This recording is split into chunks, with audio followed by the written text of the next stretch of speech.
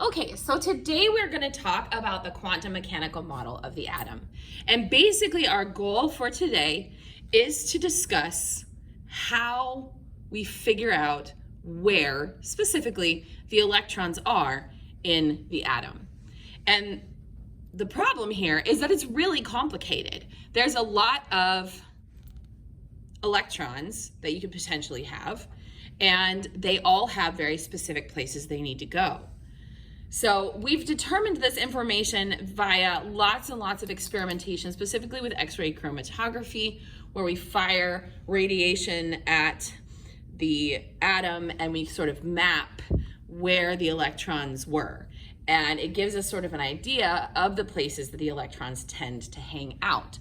And so what we have discovered, and this is kind of like drawing a blueprint for the atom. So we're going to very specifically go in and kind of break it down by the various different things. So first of all, we have something called N. N is equal to our main energy level. Okay, N is our main energy level. There are 7 that are known. So let's label those. N equals 1, 2, 3, 4, 5, 6, and 7. So these big black lines that go all the way around, those indicate sectioning off our main energy levels. Okay? Now, in terms of the Bohr model of the atom, which remember was prior to the quantum mechanical model of the atom, that's all the information they really had. They knew that there were these main energy levels and they could figure out how many electrons were in each one, and they knew that electrons could jump from one to another and back when they got excited by adding energy. Okay? The quantum mechanical model of the atom breaks this down further beyond main energy levels. We break this down into sublevels.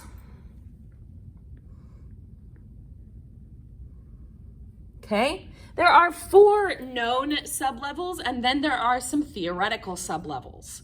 Okay, the known ones are S, P, D, and F. Okay, the S sublevel is spherical. Okay, shaped kind of like a ball, and it's central around the nucleus. All right. And it is the first sublevel at every single one of the main energy levels. So in the first energy level, we have S.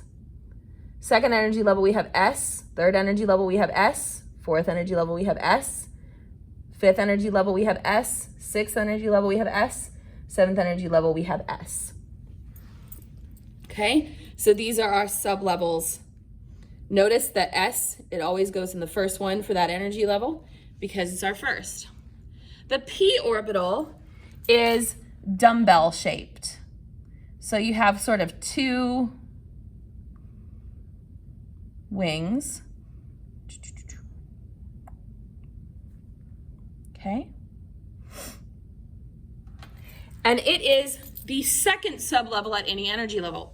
Now, our first energy level is too close to the nucleus to have a second sublevel. So there's only one sublevel in the first energy level. But starting with the second, the next one is P. So it goes SP, SP, SP, SP, SP, SP. The third one, the third sublevel is the D sublevel. This one is called a double dumbbell, or I like to think of it as a clover leaf. It's kind of got 4 little wings. And these are all 3-dimensional, so they stick out. Okay. So the first energy level isn't going to have any d orbitals because it's too close to the nucleus. So is the second energy level. Second energy level is too close to the nucleus to have any d orbitals. The third energy level is where we start to see d orbitals. So we have S, SP, SPD, D, D, D, D. Okay. The very last one is F, and I'm not even going to attempt to draw it because it's very, very odd. It's a very odd shape, okay? And there's different shapes depending on which one it is. Now our first energy level, too close to the nucleus in order to have F orbitals. Same with the second energy level and the third energy level. The F orbitals only come in starting at the fourth energy level.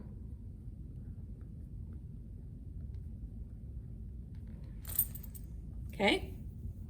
Now, these are all the ones that are known. Okay?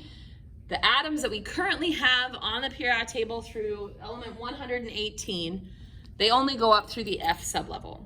However, this is a repeating pattern. If you look at it, we have S, SP, SPD, SPDF, SPDF.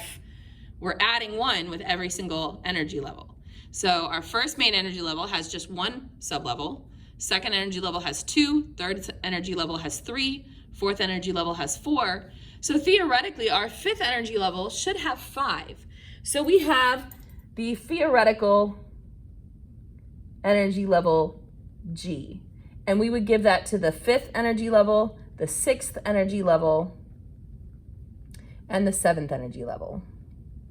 So theoretically, G doesn't actually exist yet that we know of, but we would assume that this pattern that we're seeing would continue. All right, so that fills our fifth energy level, but then our sixth energy level still has one theoretical sublevel available. We call that H. And the seventh energy level would have H as well, and then the seventh level would have an I. Okay, now again, the G, H, and I sublevels don't really exist as far as we know. We know nothing about them. It's theoretical, okay? Now, the other thing I want to drive home is none of these are actually a thing. They are the empty space that the electrons tend to hang out in, okay? All we've done is we've looked at X-ray chromatography to determine that that is the area that they tend to hang out. So it's really not any, there's nothing really there. It's empty space, but it comes in these shapes in terms of where the electrons usually hang out. It's in a region of that shape. Now, our sublevels are broken into orbitals.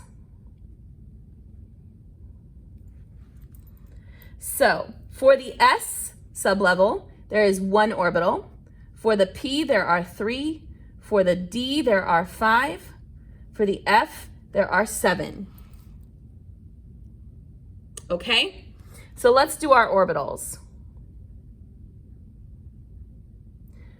S has one, so let's go one for all the S's all the way across. It has one orbital. P has three, so let's do three for all of our P's.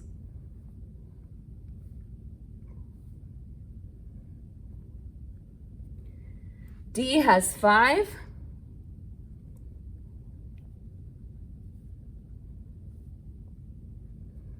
F has seven. Now these are the ones that we know of, but we also have the theoretical G, H, and I, okay? And if you look, we have a pattern going. We have 1, 1, 3, 1, 3, 5, 1, 3, 5, 7, 1, 3, 5, 7, 9 for G. So let's give the G's 9. 1, 3, 5, 7, 9, 11 for H, and then 13 for I. Each orbital can hold 2 electrons. So that means that the S orbital, there's one of them, it holds 2 electrons, so that's a total of 2. There's 3 p orbitals, each one can hold 2 electrons, so that's a total of 6 electrons. There are 5 d orbitals, each orbital can hold 2 electrons, so that's going to be 10 electrons in the d orbitals. There's 7 f orbitals, each one can hold 2 electrons, so that gives us a total of 14 electrons. All right, so let's go ahead and do the number of electrons. S gets 2, so let's do 2 for all of our S's.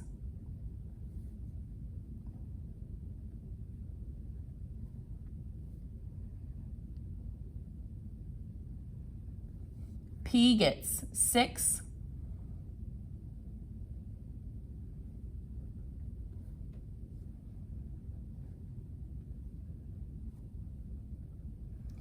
D would get 10.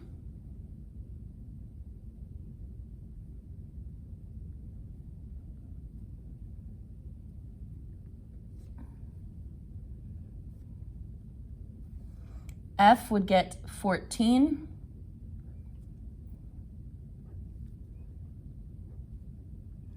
And again, that's all we know for sure.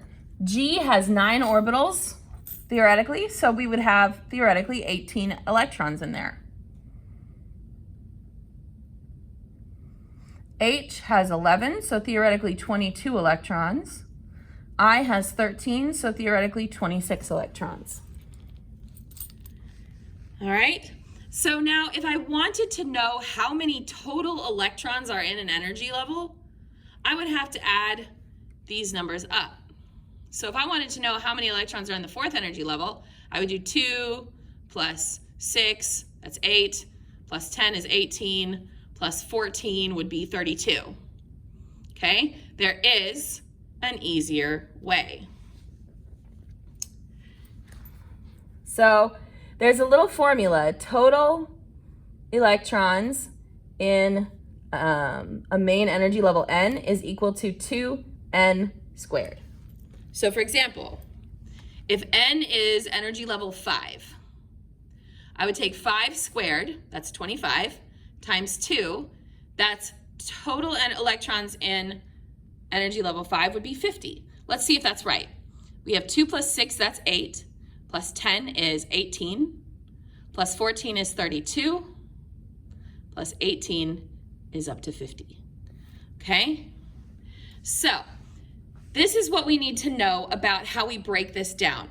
When I'm talking about where are the electrons, where are they? Well, I have to give you 3 pieces of information. I need to tell you what the main energy level is, 1, 2, 3, 4, 5, 6, or 7, what sublevel we have, S, P, D, or F, and then which orbital, okay?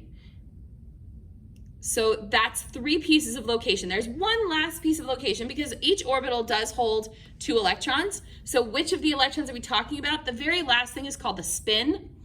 Electrons don't want to hang out anywhere near each other. They are all negatively charged, and negative are going to repel one another, okay?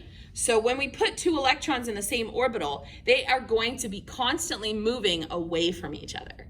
So as one moves one way, the other is going to move away from it. All right? And so that's called the spin number. So that's the last way that we identify specifically each electron. So I could say that I have an electron in the 5s3 orbital. I'm sorry, 5f3 orbital. Pointed at F, said S, sorry. In the 5f3, that would mean that it's the 3rd f orbital in the 5th energy level is where that electron is located. And so tomorrow, we are going to start looking at how we would write this out. How do we know what order the electrons are going to fill in? How do we know how we kind of use this information to draw a map or a blueprint of where each individual electron is? All right?